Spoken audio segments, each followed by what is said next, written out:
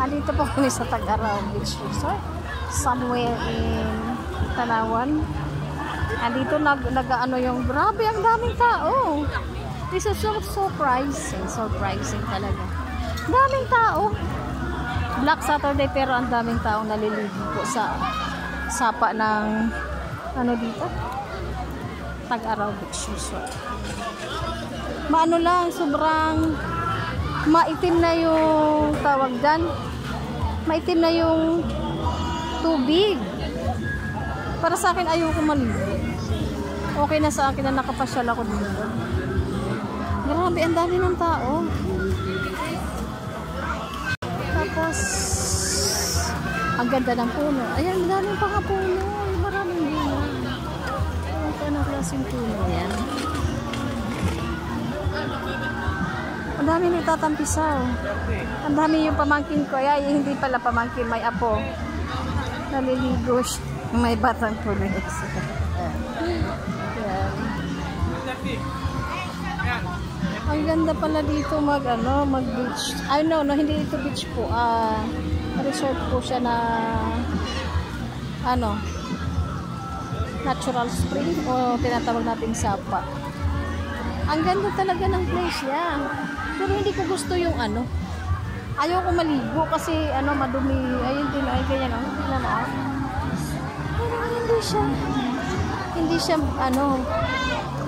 hindi siya malinaw. Blurry siya. Ang ganda lang kasi ang daming tao. So hindi ako magkikiligo kasi hindi ko tayo. Ayan yung pamangkin kong maganda. Ayan po. Ang ganda ng pero hindi ko tayo maligo dito. Hindi ko tayo. Tag-Araw. Dito nyo lang makikita yan sa Santo Tomas, San Felinvest, Tag-Araw. Okay. So may Felinvest ito. Santo Tomas. Ang ganda po. Thank you so po. Hindi, may 3 minutes pa. 3 minutes po na siya. Ang daming may nagbibinta dito ng mga mangga, itlog. Kung wala kang itlog, dito na ibumili na po kayo.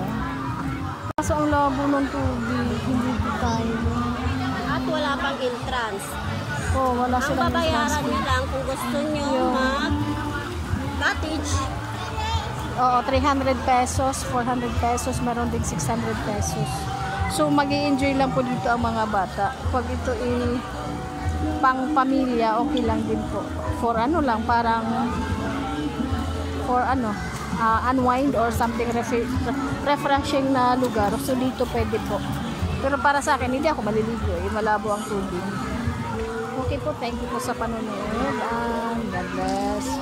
Yung ako po, enjoy na enjoy.